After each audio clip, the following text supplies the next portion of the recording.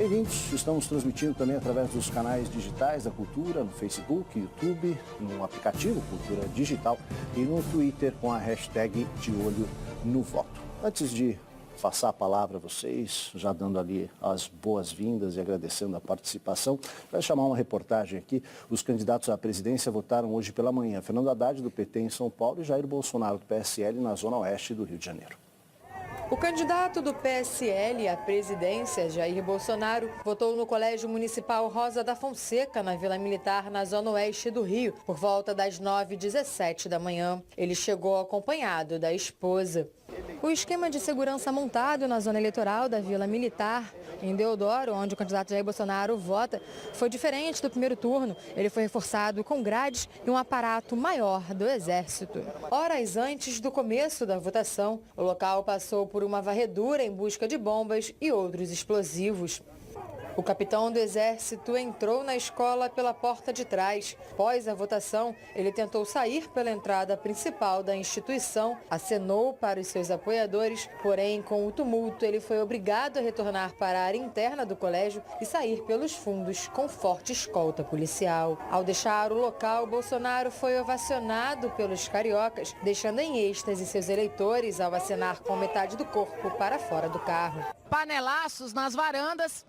E na calçada, manifestantes com rosas brancas, bicicletas e camisas vermelhas. Alguns pequenos protestos, muito policiamento. Esse foi o clima em torno do local de votação do candidato do PT à presidência da República, Fernando Haddad. Ele chegou aqui num colégio no bairro de Moema, área nobre de São Paulo, votou ao lado da esposa e depois deu uma entrevista rápida aos jornalistas, onde disse que acredita na virada. Sinto nas ruas do Brasil inteiro muita militância, cidadãos comuns indo às ruas defender o Brasil e a democracia. Nós estamos com uma forte tendência de alta nas pesquisas no último dia e eu estou muito esperançoso de que nós vamos ter um grande resultado hoje à noite. A gente vai começar, então, essa nossa primeira hora de debates, análises, conversas sobre o que foi esse segundo turno deste pleito eleitoral. Eu queria fazer, inicialmente, colocar aqui na mesa um primeiro assunto que acho que fica bastante... chamou atenção, me parece, nesse pleito. Na avaliação de vocês, terminada agora a votação, como é que a gente sai deste segundo turno do ponto de vista da institucionalidade? Quer dizer, as nossas instituições responderam aos desafios, e não foram poucos, né, aos desafios dessa eleição. Vereador, começar ali pela minha direita, por favor. Obrigado, Aldo. Boa tarde a você, telespectadores, boa tarde aos meus amigos da bancada. Parabéns ao Luiz Flávio, eleito deputado federal, Newton Tato, reeleito, Felipe, do PSL. Parabéns também porque seu partido saiu-se muito bem nessas eleições. E eu vejo o seguinte, na verdade, a democracia brasileira ela vem passando por um aprimoramento ano a ano, eleição após eleição, instituições bastante consolidadas. Não faço parte desse grupo que vejo terror, preocupação com a democracia. Eu acho que aí as candidaturas, as campanhas jogam um pouco mais isso para tentar alertar o eleitor e talvez ganhar eleitor para o seu candidato. Não vejo esse risco. Eu acho que talvez a coisa mais preocupante foi a tentativa do PT de levar a candidatura Lula até um determinado ponto. Eu acho isso talvez foi o que tenha mais me preocupado, ao lado das fake news que a gente pode discutir um pouquinho aqui. Mas quando você lança um candidato, sabidamente, que não podia ser candidato, todo mundo sabia, o PT sabia, nós sabíamos, a imprensa sabia, a justiça sabia que o Lula não seria candidato. E o PT levou o máximo possível e só trocou no dia exigido pela legislação. Aí é uma preocupação que eu acho que há necessidade que se faça uma revisão, talvez, na legislação eleitoral. Eu me lembro, Aldo, até para não me alongar muito, já encerro com isso essa primeira etapa, para os demais debatedores também poderem falar. Eu sou do interior, eu sou presidente do PSDB da capital, mas eu me formei no interior e eu acompanhava muitas eleições. Acontecia, até 2 eleições atrás, um fenômeno interessante. O pretenso candidato não podia ser candidato. E ele saía candidato com o nome dele, sabia que ele não poderia ser candidato. e levava da primeira instância o recurso para a segunda, da segunda para a terceira, e na noite, na véspera, na noite da eleição, fazia a troca. O candidato a prefeito, por exemplo, saía e entrava lá o filho, a esposa, algum outro do partido, e o cidadão ia votar e votava no nome daquele que não era mais candidato. A Justiça Eleitoral corrigiu isso para 20 dias agora, já melhorou. E no caso do PT ainda deu um prazo maior do que os 20 dias. Mas essa preocupação que a gente tem que ter para que o processo realmente seja da maior lisura possível, da maior transparência possível e que o eleitor não seja de maneira nenhuma enganado. Deputado Nilton Tato. Quero cumprimentar a Aldo, cumprimentar João Jorge, tá, vereador aqui de São Paulo, líder do governo na Câmara Municipal, cumprimentar o Felipe Martins, do PSL, e cumprimentar e parabenizar o Luiz Flávio, eleito deputado federal, você, colega lá na Câmara Federal. Eu acho que não há riscos do ponto de vista da institucionalidade.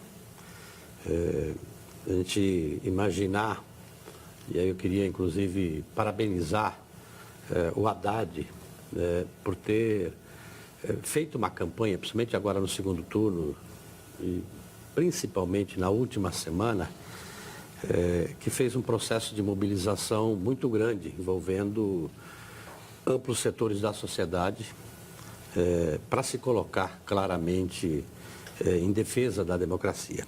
Por isso que eu não vejo riscos do ponto de vista da institucionalidade. Acho sim que as instituições, e aí evidentemente todas, eu vou citar explicitamente no caso do Poder Judiciário, até para poder responder um pouco o vereador João Jorge, a legislação assegurava, né, o direito, né, e as condições até aquele limite para a gente insistir com a candidatura do presidente Lula. E todos sabem a situação que estava o presidente Lula do ponto de vista das pesquisas eleitorais e da vontade de amplos setores da população brasileira. Todo mundo sabe também que foi feito uma decisão extemporânea, podemos dizer assim, só para o caso dele, né? Então, acho que o Judiciário, e aí eu posso também dizer da própria Justiça Eleitoral, agora aqui no segundo turno, e mesmo no primeiro turno, às vezes é muito lenta na tomada de decisão. E por vezes a gente também vê setores, inclusive do Judiciário, que toma partido do ponto de vista na hora de tomar decisão. Então isso é uma coisa que nós precisamos cuidar com carinho. E aí a sociedade precisa olhar com carinho quando você tem setores do Judiciário que tomam decisões políticas. Haja visto que a gente viu aqui nesta semana ações de setores, de alguns juízes, né?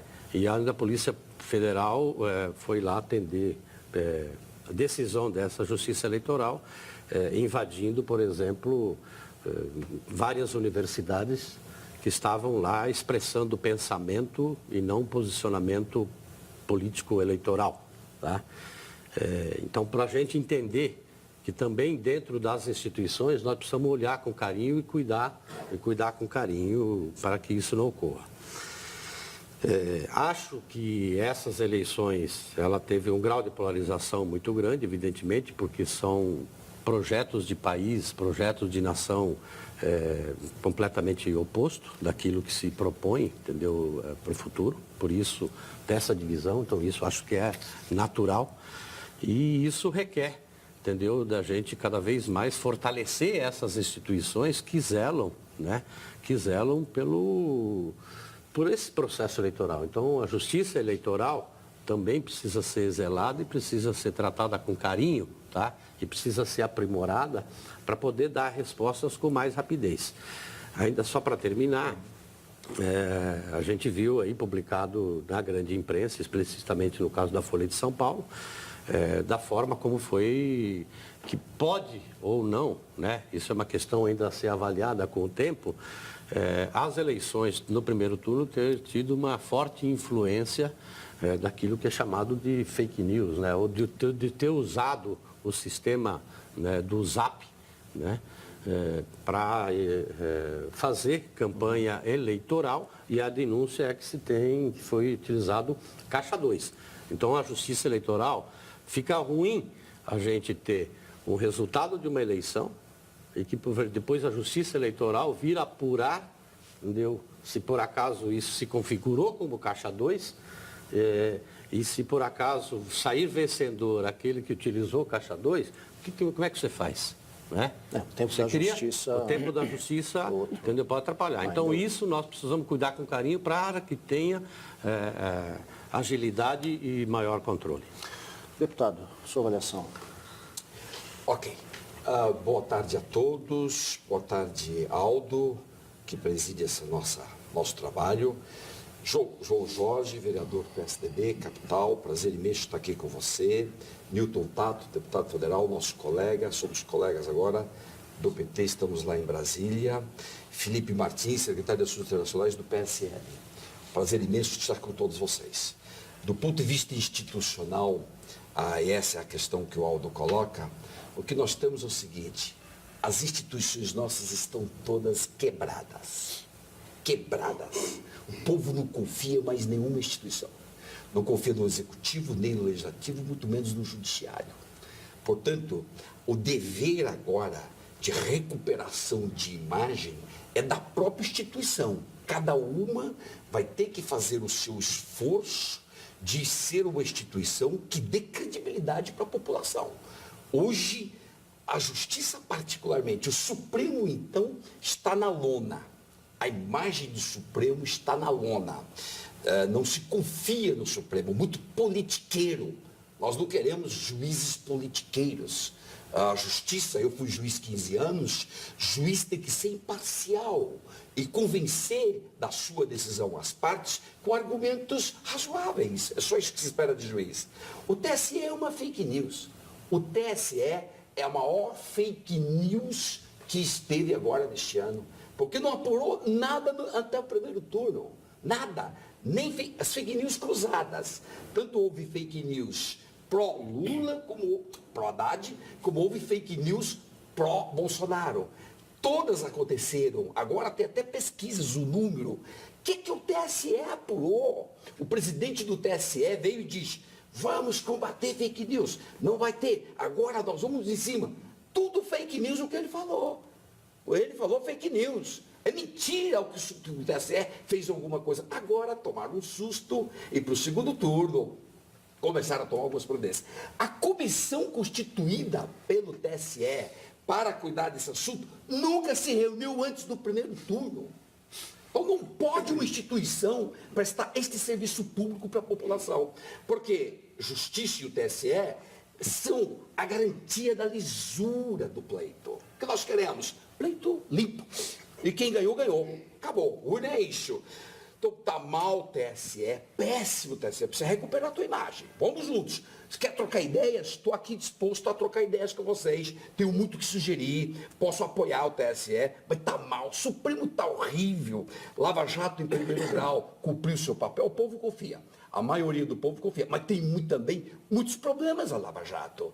Então nós temos que discutir onde estão os problemas, Aldo, para que a gente corrija as instituições. Senão o Brasil vai mergulhar no abismo. Queremos o Brasil no abismo. Queremos o Brasil, Brasil gigante, Brasil forte. Então, eu diria isso, enquanto a ficha limpa, João Jorge, já coloco 2 temas já em pauta. Agora, como minha função agora é parlamentar, o Newton, mesma coisa, a gente vai colocar ideias em pauta. Lei da ficha limpa tem 2 buracos terríveis. Nós temos que corrigir. Pelo menos bota em pauta. Vamos discutir. Lei da ficha limpa. Ela não proíbe campanha do ficha suja. Ela não proíbe o registro de candidatura do ficha suja. Então, as 2 coisas têm que ser discutidas. Agora, se foi aplicada bem a lei da ficha limpa, no caso Lula, essa é outra discussão. Podemos até discutir aqui. O que eu digo aqui, se é ficha suja, não pode fazer campanha. nem pode escrever chapa. Acabou. Acabou. Isso geral, para todo mundo. Não interessa se é Lula, se é PMDB, PSDB, não interessa quem é. Então, essa é a minha imagem. E o respeito ao Estado de Direito daqui para frente. O presidente do Supremo, corretamente, já chamou todo mundo, já quer conversar com todo mundo. Escuta, vamos botar ordem nessa bagunça. Tá uma bagunça, gente. Tá, o Brasil, institucionalmente, está uma anarquia, o Supremo está uma anarquia, o Estado de Direito está uma anarquia. Então, sem anarquias, sem excessos, o povo quer limpeza, fez a limpeza, o povo quer mudança, o povo não quer revolução, não quer golpe. O povo quer mudanças e que melhore a qualidade de vida deles. É isso. O recado da urna foi exatamente esse, na minha opinião. Felipe, secretário de Assuntos Internacionais do PSL, qual é a avaliação que você faz do ponto de vista institucional, como nós respondemos a essa eleição? Perfeito. Do ponto de vista institucional, eu acredito que a grande questão que nós temos, a meu ver, é que o processo eleitoral vai fazer com que as instituições ganhem um pouco mais de maturidade, lidando aqui com um tipo de ideia que há muito tempo não era exposto ao debate público, não era exposto também ao debate eleitoral. Então, eu acredito que do ponto de vista das instituições, as instituições saem fortalecidas. A gente tem uma participação muito grande, muito efetiva da população nesse processo eleitoral. Uma das campanhas, a campanha do PSL, foi feita ali com grande protagonismo da população. A população teve uma grande participação em todo o processo. Era um partido com poucos recursos financeiros, poucos recursos partidários, poucos recursos do ponto de vista de marketing, de pessoas até trabalhando do ponto de vista do capital humano, mas em compensação tinha uma grande participação de uma população que durante muito tempo foi escanteada do debate público. Por que eu digo isso? Nós temos aí pesquisa atrás de pesquisa mostrando que a população brasileira é uma população conservadora, com valores conservadores, com princípios conservadores, com posições muito parecidas com as do deputado Jair Bolsonaro. E que durante muito tempo foram demonizadas, foram criminalizadas até por boa parte daquilo que se chama de classe falante. Então, seja na mídia, seja na academia, seja até mesmo na classe política, nós tivemos durante muito tempo uma demonização do conservadorismo. Isso aparece ainda hoje quando as pessoas não se dignam a chamar o Bolsonaro de um parlamentar de direita. Falam, não, é extrema direita. Sempre precisam dar esse qualificativo para tentar rotular ali de modo infamante. Isso sendo que ele compartilha ali talvez das posições majoritárias da população, tanto em questões de valores, tanto em questões de costumes e também em questões relacionadas ao combate, ao enfrentamento ao crime, aos problemas de natureza institucional também. Então eu acredito que do ponto de vista do processo eleitoral, o que nós temos aqui emergindo desse processo todo é uma maturidade muito maior, a capacidade de lidar com a divergência. Se fala muito em polarização e eu sempre tenho dito em resposta a isso que essa polarização não é senão uma quebra de uma hegemonia. Durante muito tempo a esquerda falou sozinha e agora a direita começa pouco a pouco a ter voz. No primeiro turno que a gente viu foi um partido como o PSL que saiu de um deputado no início da legislatura de 2014 indo para 52 deputados. Um número ainda maior de deputados de outros partidos com valores conservadores, com valores claramente de direita que agora fazem se ouvir. O mesmo tem acontecido na grande mídia, o mesmo tem acontecido na academia. Então, pouco a pouco, a gente começa a ter ali uma resolução de um problema que durante muito tempo gerou uma crise de representatividade. A grande parte da população entrou na nova república com a promessa de receber ali as dádivas da democracia e da representatividade. Mas o que ela viu durante muito tempo foi as suas posições, os seus pensamentos, as suas ideias, os seus valores, as suas crenças serem demonizadas. E isso me parece estar sendo resolvido exatamente nesta eleição. Independentemente de qual seja o desfecho, eu acredito que agora a gente tem uma parcela da população que antes era subrepresentada, que passa a ser representada, e isso é muito saudável, ao meu ver, do ponto de vista institucional. Eu concordo aqui com Luiz Flávio Gomes que a gente tem sim um problema institucional muito grande. A população tem uma falta de confiança muito grande em todas as nossas instituições. Há um questionamento muito grande, inclusive em relação ao próprio processo eleitoral. Então, a gente teve uma disputa eleitoral agora em que 3 candidatos à presidência, pelo menos, questionaram a confiança das urnas eletrônicas. Nós tivemos também pesquisas que mostraram que números tão altos quanto 90% da população não confiam totalmente no processo eleitoral tal como ele existe hoje. seja porque ele não tem total transparência, seja porque ele não é um processo auditável, seja porque ele permite aí alguma dúvida. Então, eu concordo aqui também que a gente vai ter um longo trabalho para reestruturar essas instituições, para fazer com que essas instituições recuperem a sua confiança, a sua credibilidade junto à população, até porque a gente tem um déficit aqui de natureza democrática, índices internacionais mostram que a população brasileira está muito desacreditada em relação à democracia. Isso até melhorou nos últimos anos, nos últimos 2 anos, talvez com essa participação maior da população nas ruas, participando, pedindo impeachment, participando de campanhas mais ativamente, mas ainda é um déficit muito grande, a população desconfia da própria democracia e eu acho que isso a gente tem que resolver. Só quero lembrar aqui que a gente, na última pesquisa Datafolha que tocou nesse assunto, nós tivemos 69% de apoio das pessoas ao regime democrático e o Tribunal Superior Eleitoral montou um esquema especial para acompanhar a votação de hoje em todo o Brasil. Fizemos aqui a nossa tour pelas informações.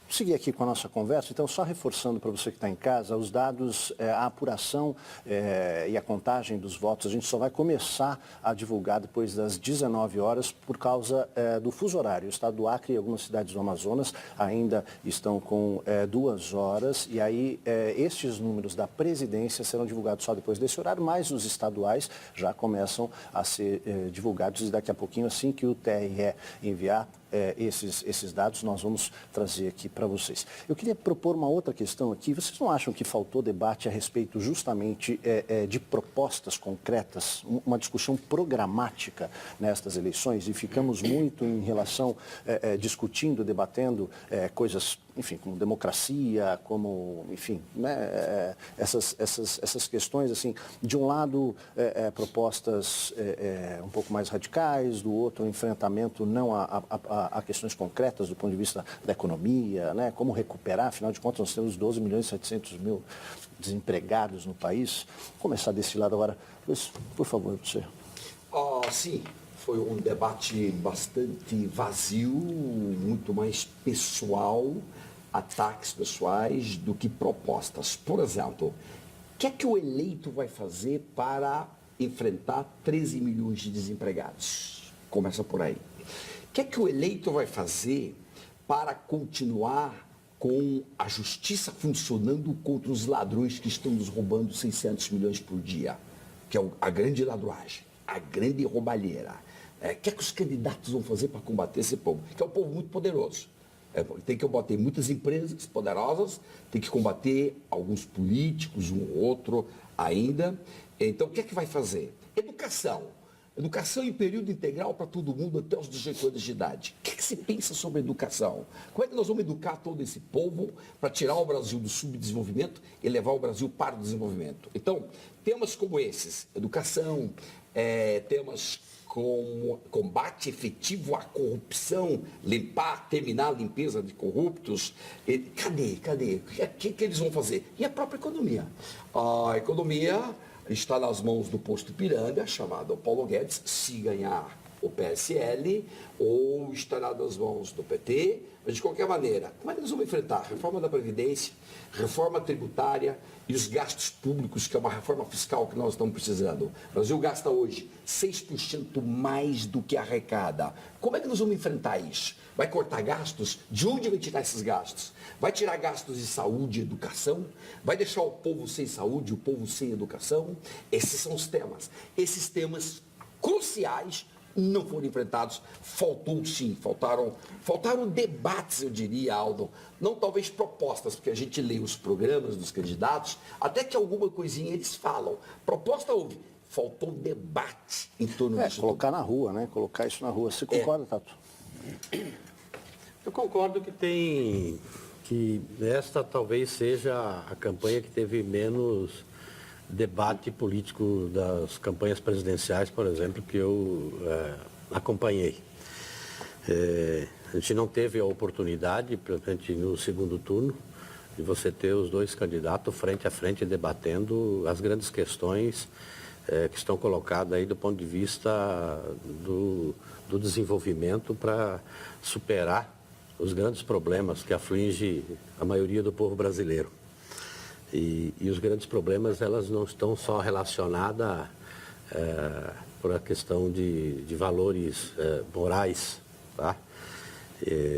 E esta campanha, ela teve uma forte influência, entendeu, desses valores, né? Como o próprio Felipe colocou, porque ele tem razão, que de repente tem uma parcela da sociedade brasileira que se sentiu sempre excluída do debate político. Se a gente for... Mas aí esta parcela, ela se configurar como vitoriosa, e a minha expectativa é que não, ela pressupõe, pelo menos aquilo que verbalizou em todo o seu processo de construção, né, da candidatura do Bolsonaro, ela pressupõe que, de repente, os valores fundamentais da democracia não serão respeitados na medida em que se verbaliza em que aquele que não pensa da mesma forma como eu penso, ou a oposição, ela precisa ser exterminada, né? E aí são valores que, se por acaso você tem uma parcela da sociedade que tem esses valores, nós precisamos trabalhar para que esta parcela desta sociedade mude o pensamento. E esse pensamento não venha se configurar, entendeu? Como política preponderante para frente. E aí eu cito o exemplo de outros setores da sociedade, quando a gente discute valores, né, da democracia, valores fundamentais. Eu cito, por exemplo, né, talvez Felipe, o Luiz possa até me ajudar mais como jurista. A palavra quilombos, por exemplo, ele ficou proibida praticamente dos documentos oficiais de 1888 até 1988. Porque o Brasil trabalhou com a perspectiva de que eles não existiam. Aquilo é coisa que estava no livro do passado. E aí hoje você avalia que tem... Né, e o Estado reconhece, a sociedade brasileira reconhece, por exemplo, 6.000 quilombos no Brasil. Tá? Mas nós, estou falando nós, sociedade brasileira, trabalhamos com a perspectiva de que eles não existiam mais. Tá? E eu só pegando esse como exemplo. Como também o Brasil se trabalhou com a perspectiva de que acabar com os povos indígenas. E na medida em que se garantiu o direito a esses grupos diferentes, garantiu os seus territórios, tá? Esta população voltou a crescer. Nós saímos lá de 3 a 6 milhões da época que os portugueses chegaram aqui, há 50 anos atrás, a 250 mil indígenas. Hoje você tem mais de 1 milhão de indígenas. Por quê? Porque foi dadas as condições para poder, entendeu, essa população voltar a crescer. Então, quando você verbaliza durante o processo eleitoral que você vai acabar com as possibilidades reais dessa população continuar a se expressar de forma diferente, tá? Você pensa um país que não respeita quem pensa diferente e não respeita quem tem um pensamento diferente, uma cultura diferente, uma visão de mundo diferente. Então, esses são aspectos importantes do ponto de vista de quando a gente pensa uma sociedade democrática, que ela inclua, né? Inclua todos, como filho dessa nação, tá? E com... A outra coisa é que este processo da campanha, ele verbaliza, né, pelo menos da candidatura do Bolsonaro, verbalizou um pensamento e que hoje a gente...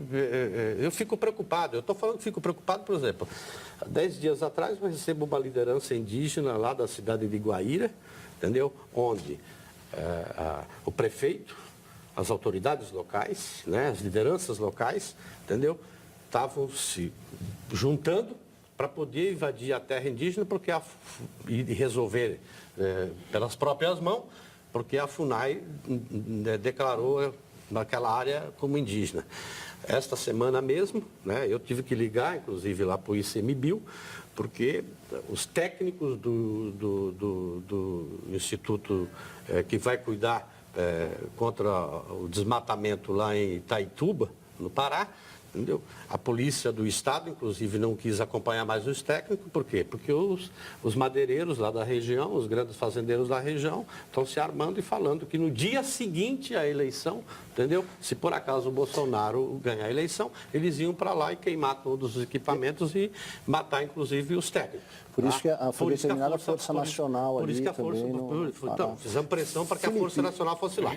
Eu só estou falando assim, é que a campanha não debateu as grandes questões que afligem a população, E, ao mesmo tempo, o discurso fez com que aflorasse coisa que o que me preocupa é que, de repente, agora pode fugir do controle e a gente ter casos onde as pessoas vão querer falar, ó, agora eu estou livre para poder fazer minhas ações de resolver próprias sem acompanhamento das instituições. Isso te preocupa? Antes de eu entrar na fala do deputado, quero endereçar a sua questão sobre as propostas. Eu acho que a gente está vivendo um momento de transição no modelo como as campanhas eleitorais são feitas. Então, eu mencionei a participação muito efetiva da população e eu diria que houve um amplo debate com a sociedade, por exemplo, por meio das lives que o deputado Jair Bolsonaro fazia nas suas redes sociais.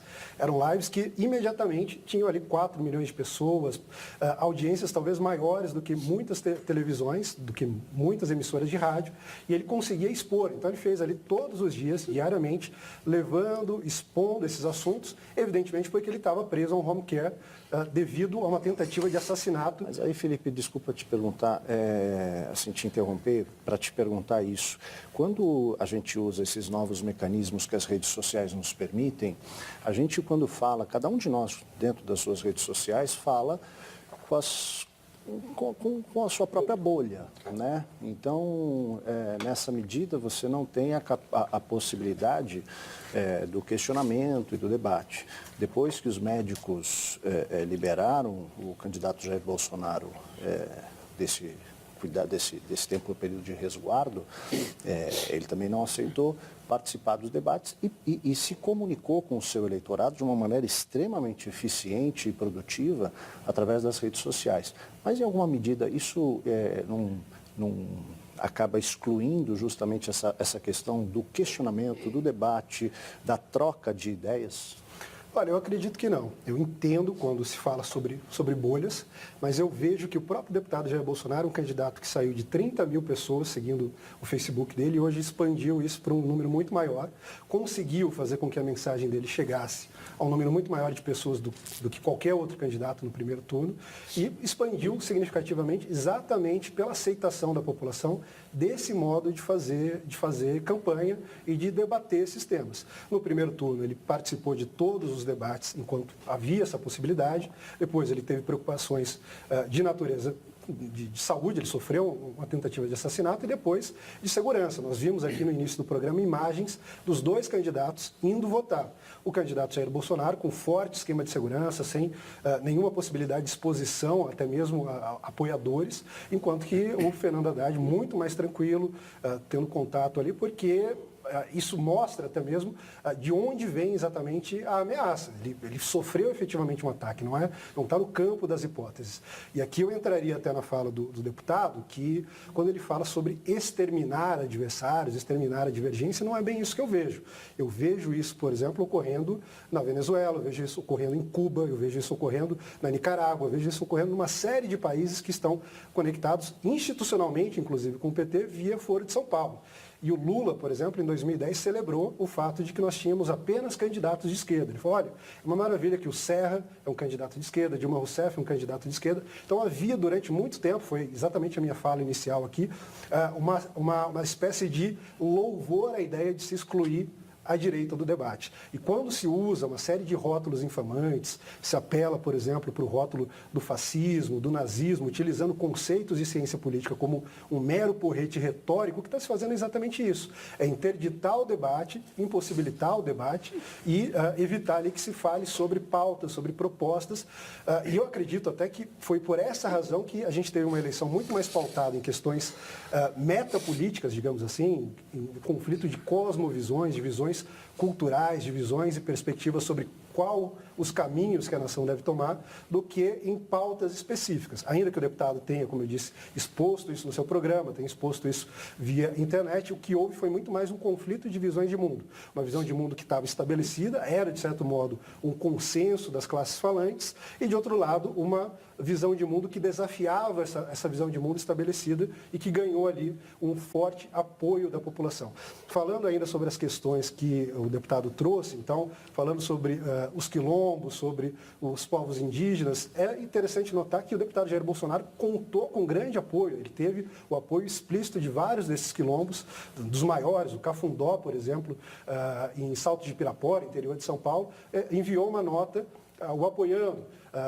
Quilombos de todo o país, povos indígenas, caciques. Então, isso me mostra, Por que talvez... essas frases que ele soltou ao longo da campanha tão agressivas em relação a isso? Talvez não sejam agressivas. A gente tem também uma certa ideia de problematizar as falas que são comuns, talvez, à população brasileira, de brincadeiras, que é um povo descontraído, é um povo alegre, se diverte com qualquer coisa e acabou se problematizando muito, introduzindo uma pauta identitária no Brasil que não é própria da nossa cultura. O Brasil sempre foi um país de miscigenação, um país que nunca teve problemas claros com preconceito, com conflitos raciais. Eu falo isso, inclusive, como alguém que morou no exterior, eu morei na África do Sul, vi o que é, de fato, uma nação dividida por questões raciais e se importou essas questões. Eu cito aqui até figuras de esquerda. O Aldo Rebelo, por exemplo, é uma figura que tem feito críticas constantes à esquerda pós-moderna brasileira por inserir essas pautas identitárias que são estranhas ao povo brasileiro e cria divisões muito claras na sociedade.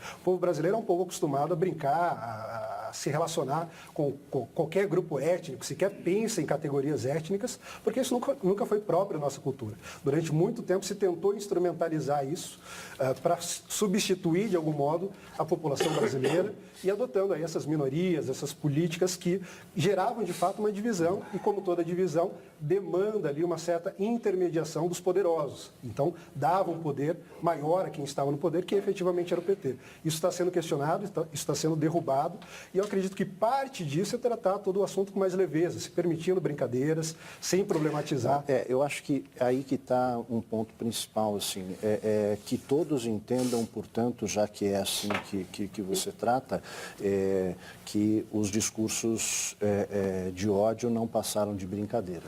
Né? Que todos entendam e que não entendam isso como uma autorização para ações práticas na rua. Eu acho que a maior parte da população disso, parece ter né? entendido no sentido de que deu um apoio e não viu o problema que se viu nisso. Então, a gente tocou, inclusive, no tema de fake news, e aí eu mencionaria ali aqueles primeiros dias do primeiro turno. Nós tivemos uma jovem fazendo acusação de que ela tinha sido violentada e tinham feito uma suástica no corpo dela. Nós tivemos suásticas sendo pichadas em igrejas. Sim. E o que se mostrou com o tempo foi que todas essas ações eram, na verdade, falsas, vindas ali dessa imagem caricatural. São duas. Felipe, né? São duas. Felipe, ontem foi assassinado um jovem, né, no Ceará. Sim. Tá? Que precisa ser apurado. Precisa ser apurado. Tá? Mas ele foi assassinado pelo fato de ele estar numa carreata do Haddad. Tá? Precisa entender que esse discurso que foi verbalizado durante a campanha, e também precisa entender que aquilo que foi verbalizado, estou falando de convivência com o Bolsonaro durante 4 anos no Congresso Nacional. Tá? Eu conheço ele mais tempo e sei que então deixa eu falar, porque talvez você não conheça o suficiente ele. Eu trabalho com ele. Ele é verbalizado e é a prática daquilo em todas as matérias, em todas as votações que ele fez lá no Congresso Nacional. Quando fala que determinadas falas daquilo era brincadeira, e que o povo brasileiro aceita essa brincadeira de falar, ela aceita a brincadeira dependendo aonde, em que lugar, em que posição que você está. Quando você está imbuído da autoridade, você está expressando posição política daquilo que você acredita. Ninguém faz brincadeira no microfone lá no parlamento. Ninguém faz brincadeira aqui falando para o telespectador. Deputado, e eu só deixo só colocar também, quero só deixar uma coisa. Só para terminar aqui. 90% dos quilombolas no Vale do Ribeira não votou no Bolsonaro. Aliás, você tem essas estatísticas? Porque eu não tenho. Tenho essas estatísticas. Não foi divulgado essa estatística porque eu tive, dos quilombolas lá, eu tive uma boa votação. Tá? E a Índia, da tribo Xingu, que colocou para poder falar que tinha apoio dos índios, não existe tribo Xingu. Porque falta conhecimento também sobre a diversidade dos povos indígenas que tem no Brasil. O senhor vai e fala para ela que é uma... Então, que é uma só para eu vou dizer, precisar o interromper. Brasil, como o mundo inteiro, trabalha para você ter convivência com a diversidade, respeito com a diversidade, ter espaço para a diversidade, tá? Então, não é coisa de esquerda, não. O mundo inteiro mas não foi trabalha. isso que eu falei. A diversidade sempre foi respeitada. Vamos voltar a esse assunto já. Vereador João Jorge, antes de passar a palavra, já trazendo esse dado, quer dizer, está colocado que a gente sai dessas eleições também com um país fracionado, um país dividido, né? E acho que um dos desafios nossos é recuperar a capacidade do diálogo, recuperar justamente para esta depuração das instituições que falávamos antes, né? Como fazer daqui para frente? Olha, a gente sempre, quando pensa à frente, a gente olha o passado. E essa campanha, ela certamente ela é referência, ela é histórica e ela muda tudo, muda o conceito. Eu estava ouvindo agora na rádio vindo para cá, alguém disse, são novas regras. Eu não falo de regras eleitorais, que estão com o tempo mudando e certamente para as próximas eleições elas mudarão também. Mas são novas regras com velhos atores. Então, acho que a gente também chegou a hora da gente também fazer a nossa autocrítica, da gente, eu que sou do PSDB, por exemplo, eu não tenho problema nenhum em dizer que nós precisamos passar por um processo de autocrítica. Né? Aquilo que a gente cobra tanto do PT, que não fez a autocrítica, que não fez a meia-culpa, que não se penitenciou por tudo que aconteceu, por tudo que provocou o país, não só os 14 milhões, 13 agora, isso o deputado Luiz Flávio. Então, a gente tem que fazer essa autocrítica. E eu vou dizer uma coisa para vocês, só para encerrar o tema anterior levantado aqui. Há, nitidamente, essa divisão entre direita e esquerda nessa eleição. Nós tínhamos bons candidatos também de centro. Meu partido tinha um excelente candidato. Alguém duvida da capacidade administrativa do Alckmin, da sua situação de homem público correto, experiente, honesto, íntegro? Ele fez grandes administrações no governo do estado de São Paulo. Não pegou o discurso dele. Não caminhou, não andou. E ele fazia, eu me lembro, acompanhava ele, uma campanha propositiva, que é o que o Aldo levantou aqui para a bancada debater. Fez uma campanha propositiva. Note o Alckmin. O outro que fez uma campanha bastante propositiva, também de centro, com boa moderação, o Henrique Meirelles. Mas para onde nós somos? Nós vamos discutir a candidatura do PT, que era do Lula até cerca de 30 dias antes das eleições. Lula preso, Lava Jato, sítio, Moro. Foi essa discussão que deu do lado de cá, à esquerda. Um outro candidato de esquerda, nem sei direito onde que o Ciro se coloca, mas me parece que é um candidato de esquerda, de centro, que já esteve na direita no passado, que também não conseguiu e saiu bem. O Ciro é um candidato que saiu maior do que entrou nessa eleição. A candidatura do Bolsonaro, uma candidatura nitidamente, claramente assumida por um jovem que representa o Bolsonaro aqui, com uma candidatura de direita e que o adversário taxa de extrema direita, né, nesse jogo político. Você veja, por exemplo, Jornal Nacional, né, sem dúvida nenhuma, todo respeito aos ótimos, maravilhosos jornais que tem a TV Cultura, o Jornal Nacional é o jornal mais visto no Brasil. Como é que foram aproveitados os 20 minutos, 23 minutos de cada candidato lá? Como é que foi aproveitado do Haddad? Como é que foi? Então, nem me fala do meu candidato, do Alckmin, para falar do Bolsonaro. Perguntaram para o Bolsonaro o que ele pensa para habitação, perguntaram para o Bolsonaro. Talvez tenham perguntado de economia para ele, para constrangê-lo, porque realmente ele admite isso. Mas não, eu discuti as frases polêmicas que ele citou 20 e 30 anos atrás. Eu sou de um partido que diz o Fernando Henrique nega. E eu acredito no Fernando Henrique quando ele diz que nega isso. O Fernando Henrique, quando assumiu e concorria à presidência da República em 94 e venceu, ele que era um sociólogo, né, escreveu durante 30 anos, o Fernando Henrique disse, esqueçam tudo que eu escrevi. Ele nega, e eu acredito nisso. Mas serve apenas para a gente relembrar. O Lula, em determinado momento, quando se elege presidente da República, ele disse o seguinte, isso era bravata. Lembra disso ou não? Alguém se lembra disso? Isso que eu falava era bravata para ganhar as eleições. Ou não? O Lula não falou isso? Bem, procure que o Lula disse, eu falava bravata para ganhar as eleições.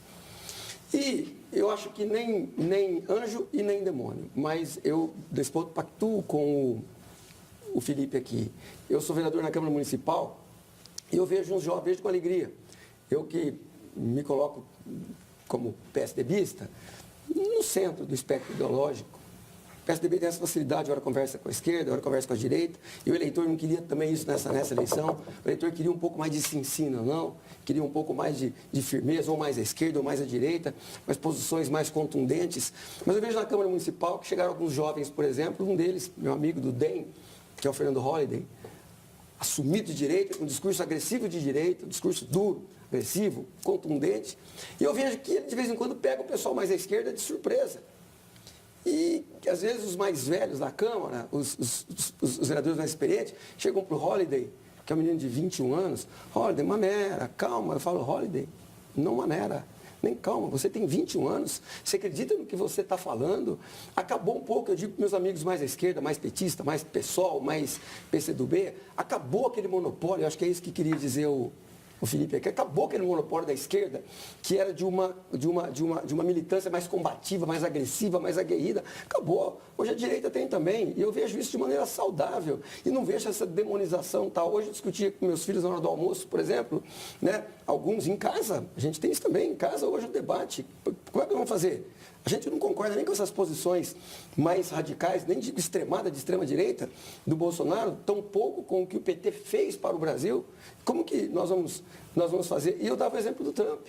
O Trump foi demonizado o tempo todo na campanha eleitoral e, não, o mundo vai acabar com o Trump. Vai ser a terceira, quarta, quinta guerra. O Trump fez uma ação mais vigorosa nessa questão que você pode chamar de guerra, que foi uma ação pontual na Síria, parou e recuou, não fez mais.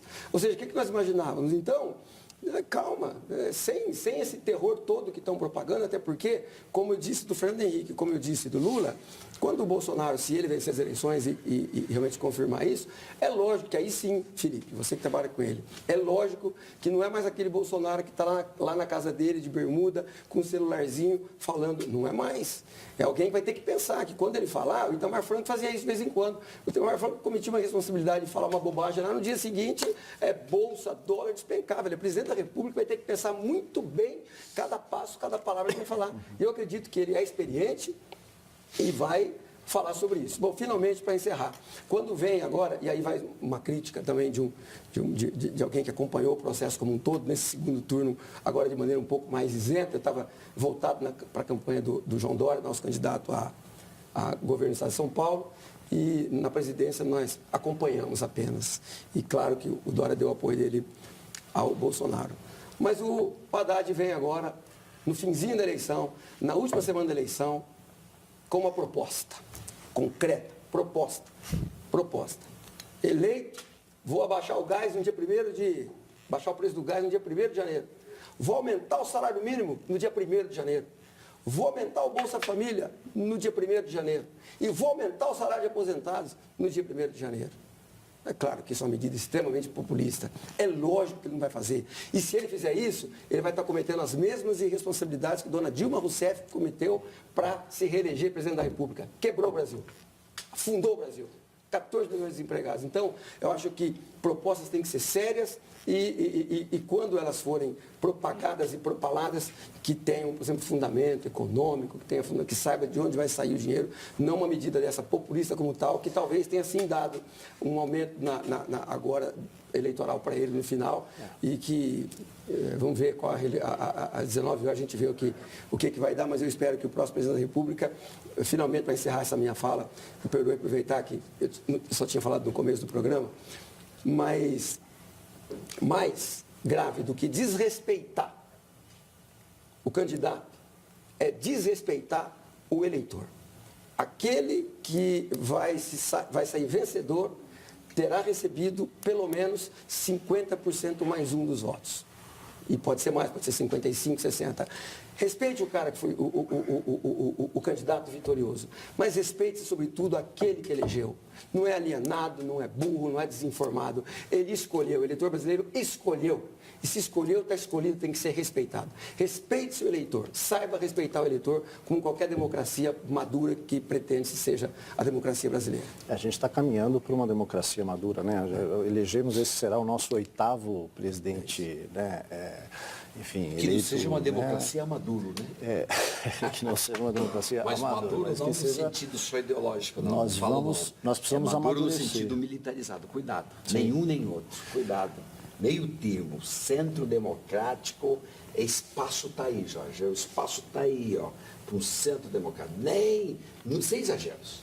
A população rejeitou o centro democrático. Né? Isto, agora, porque o confronto também anti-PT... muito foi um voto, talvez, há uma polarização, pessoas que de fato votaram porque se identificam com as duas propostas, mas também há um número considerável, esse eleitor do centro, que se imagina nas outras como expressão nas outras, este votou contra alguma coisa, né? Na hora de se dividir, ele votou contra alguma coisa. E o eleito, Felipe, desculpe, mas, Aldo, perdão, é importante que o Aldo disse, é importante também, e eu digo isso até porque se as pesquisas estiverem certas, eu acredito que o Bolsonaro ganha as eleições, é importante que se olhe com carinho, com cuidado para o eleitor. Ou o Bolsonaro tem 55% do eleitor? Não tem. Alguém votou contra alguém. Alguém votou contra o PT. Se a gente tomar as próprias pesquisas...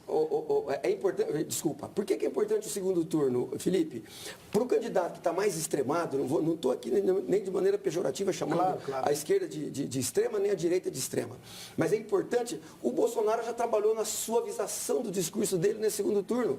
O Haddad trabalhou um pouco na suavização do discurso também nesse segundo turno. É importante que suavize e que o centro é onde se encontram a maioria das opiniões e das posições ideológicas. Eu só quero chamar a atenção para um dado. Mulheres, gays, negros, quilombos, os conservadores liberais, os empresários que são massacrados, que se respeitem todos. Agora, vai o debate. E depois do debate, quem apresentar algo razoável, que seja ele. E o razoável acho que vai ser o certo. Mas tem um dado apenas que eu gostaria de apresentar. Tem uma coisa que eu quero assim. Primeiro, é fundamental que para você manter um Estado democrático, respeito às diferenças. É diferença. Tá? Isso é fundamental. Tem que ser. Agora, nós nunca podemos perder de perspectiva, tá, que você tem disputas. Perfeito. Tá? Deixa eu falar assim. Disputas do que é que você vai fazer com os impostos arrecadados, para onde você vai investir. Tá? Então, quando eu estou falando assim, nós nunca vamos fazer autocrítica por tudo aquilo que nós fizemos de investimento, por exemplo, no Ministério Público, na Polícia Federal, e me diga se tem algum outro governo, desde a Constituição de 1988, que fez tantos investimentos como os governos do PT. Nós nunca vamos fazer autocrítica pelo Minha Casa Minha Vida. Nós nunca vamos fazer autocrítica, tá, pelo Bolsa Família. Nós nunca vamos fazer autocrítica pela transposição de São Francisco. Deputado, mas acho que não é essa autocrítica que se espera, não é isso? Mas tem que fazer para quem entendeu o início da minha fala, nós estamos... Não, a justiça está fazendo. Por isso que eu falei no início do programa. Primeiro, nós investimos nos sistemas de controle, como ninguém outro fez. Tá? E que pegou, inclusive, gente nossa. Problema é que depois você vai no judiciário e não trata todos da mesma forma. Isso aí tem... Beleza, vamos lá. Aí o juiz está errado. Nós não estamos fazendo, então. A gente faz... A justiça errou. Isso, vamos falar assim. Sua posição sobre o STF o problema que eu estou falando assim, eu quero ver, e está no nosso programa, quero ver, tá? O Haddad ganhando a eleição, nós vamos discutir a emenda 95. Por quê? Limite de gasto. Por quê? Limite de gasto para onde? Nós vamos discutir de quem é que tem que pagar mais imposto nesse país. Sim, feito. É esse. Tudo isso é louvável. Falar que é tudo a mil maravilha, não, tem disputa nessa sociedade. Sim. Tá? Nós temos a grande imensa maioria da população brasileira que está excluída do processo de desenvolvimento. Nós somos o país mais desigual do mundo. Nós somos um país onde tem maior concentração de terra nesse país. Correto. E um dos que mais tem ladrões. Nesse país nunca se fez reforma agrária. E quem vencer vai ter que governar para todos esses. Este debate, quem é que vai fazer esse debate? Esse debate é que interessa para toda a sociedade brasileira. Será feito no Congresso. Será feito no Congresso. Será feito no Congresso. Entendeu? Então, eu estou falando assim, nós fazemos autocrítica daquilo que nós erramos. Agora, daquilo que é acerto e que é a razão principal da demonização e da criminalização do PT, Isso precisa entender.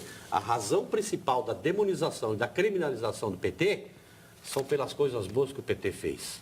Não por aquilo que o PT errou. Eu vou, as coisas boas. Eu vou É isso chamar que agora o precisa nosso debater. intervalo. De olho no voto, faz uma breve pausa. A gente se despede aqui da bancada formada por Luiz Flávio Gomes, Nilton Tato, Felipe Martins, João Jorge. Na volta teremos outra bancada formada por representantes dos partidos. Fica com a gente, não sai daí, voltamos já.